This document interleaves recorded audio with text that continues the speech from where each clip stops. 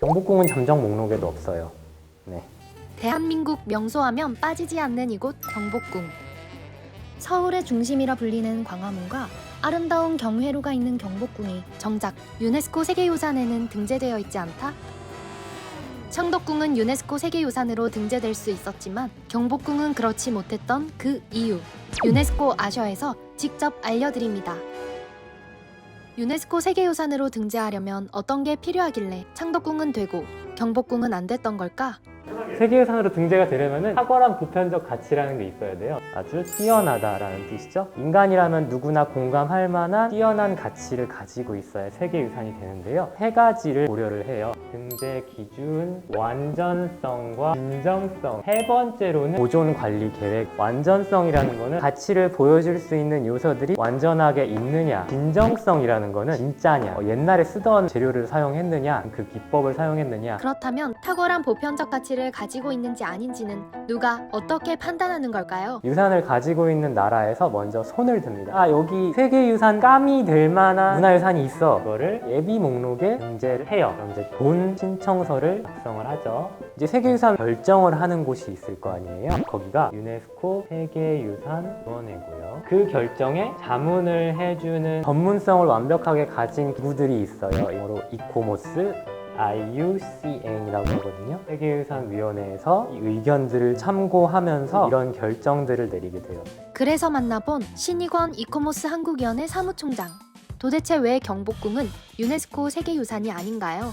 경복궁은 조선이 건국하면서 제일 먼저 지어진 궁궐이죠. 그래서 정궁이라고도 하고 법궁이라고도 하는데, 잘 알다시피 우리가 임진왜란을 거치면서 조선시대 모든 궁궐이 다 불탑니다. 그래서 이제 임진왜란 이후에 다 중건을 하게 되는데, 안타깝게도 경복궁은 바로 중건을 하지 않았고요. 그때 정궁으로 중건한 궁궐은 창덕궁입니다. 폐허가 된 경복궁을 다시 중건하기로 하는 데까지는 무려 270년이라는 긴 세월이 걸렸어요. 고종 때 7,500칸이 넘는 규모로 중건되긴 했지만 그마저도 일제강점기를 거치면서 90% 가까이 소실되었죠. 이후 1990년 경복궁 복원 사업을 통해 현재까지도 경복궁 복원 작업이 진행되고 있는데요. 지금 30년 동안 경복궁을 복원해서 고종 때 중건한 경복궁의 30% 정도 됐어요.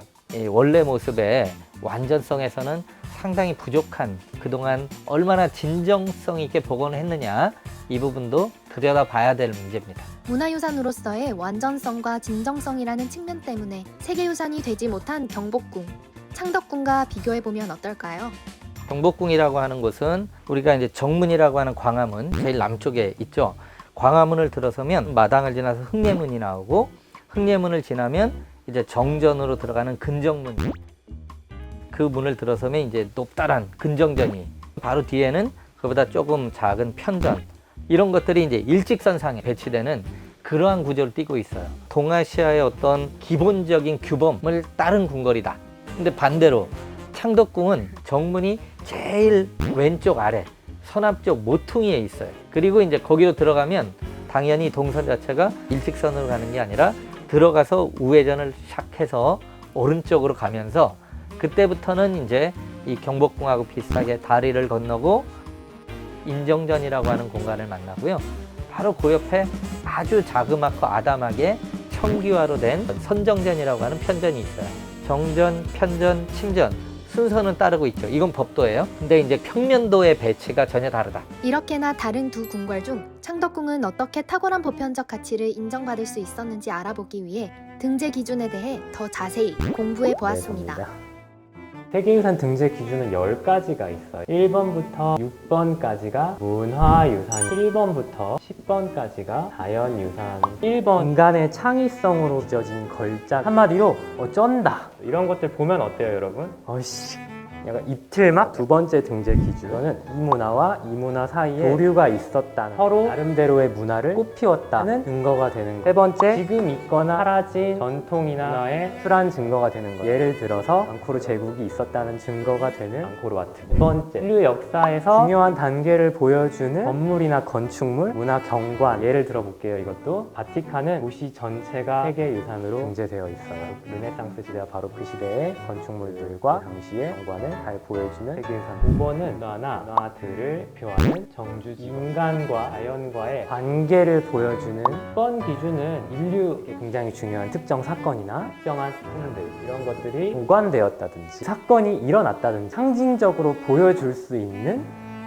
그렇다면 창덕궁은 이 중 어떤 등재 기준에 따라 유네스코 세계유산이 될 수 있었을까요? 상대적으로 창덕궁 같은 경우는 한국적이면서도 자연 친화적이고 인위적인 그런 것들을 최소화하면서도 유교적인 법도를 유지하고 있는 그런 궁궐이에요. 조선 전기부터 근대에 이르는 그런 다양한 시기의 건축물들이 곳곳에 시대를 달리한 채 남아 있어요. 이런 것들을 이제 종합적으로 보니까 세계유산으로 등재할 때 어떤 기준들을 충족하느냐.